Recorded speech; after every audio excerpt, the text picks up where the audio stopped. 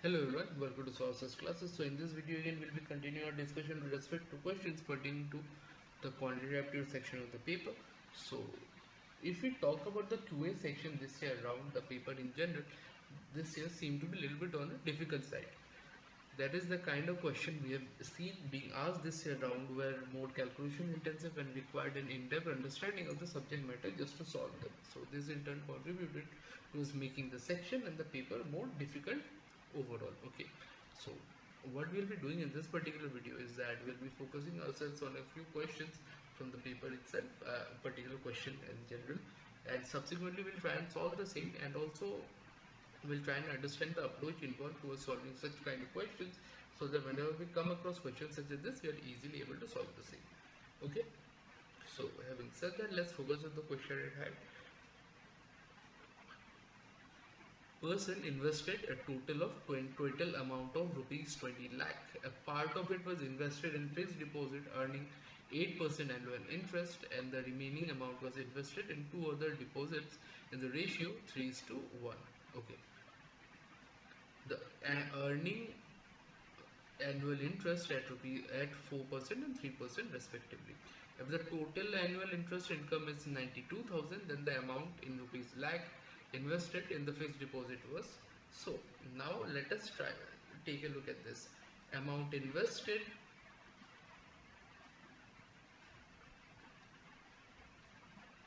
is 20 lakhs.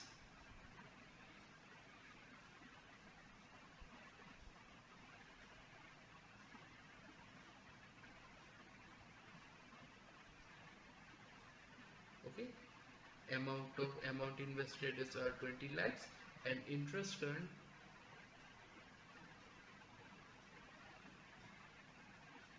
is 92,000.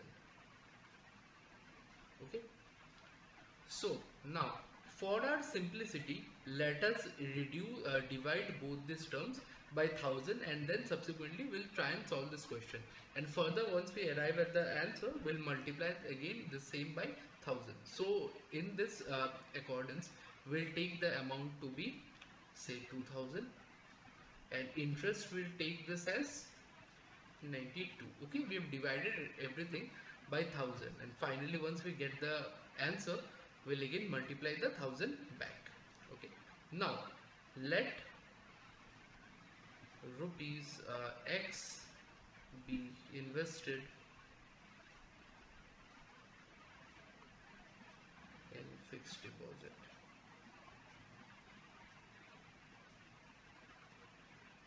Okay, so therefore 2000 minus x be invested in what is deposit and other deposits.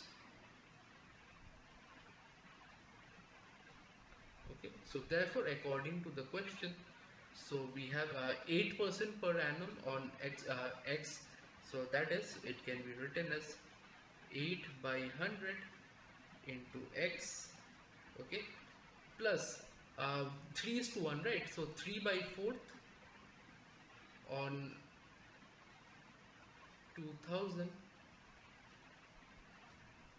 minus x.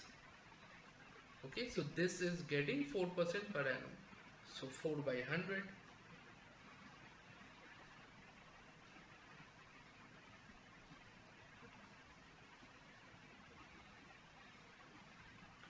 plus 1 by 4, because 3:1 ratio, so 2000 minus x, and this is getting 3 by 100.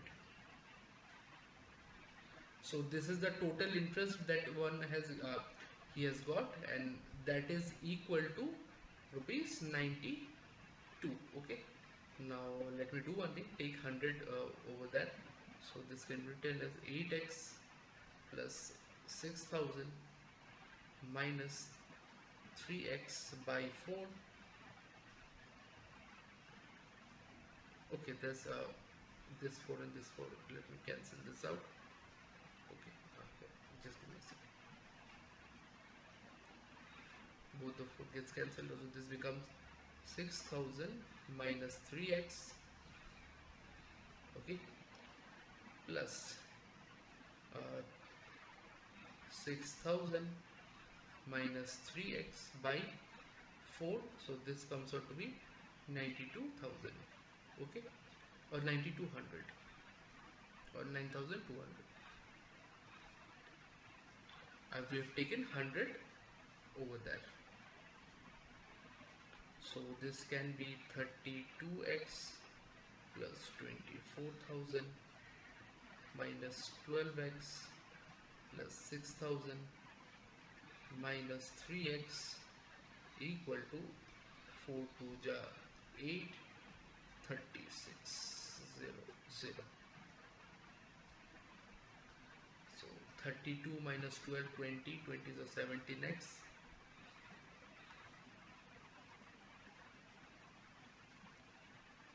plus 30,000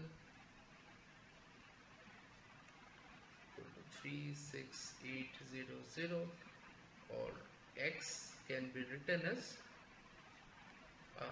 6800 by 17, so this would be 400. So therefore amount invested in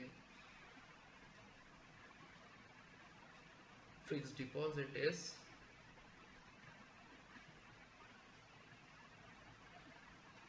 equal to rupees 400 into the 1000 that we have all previously divided. I'm going to be multiplying it here, so amount invested would be 4 lakhs.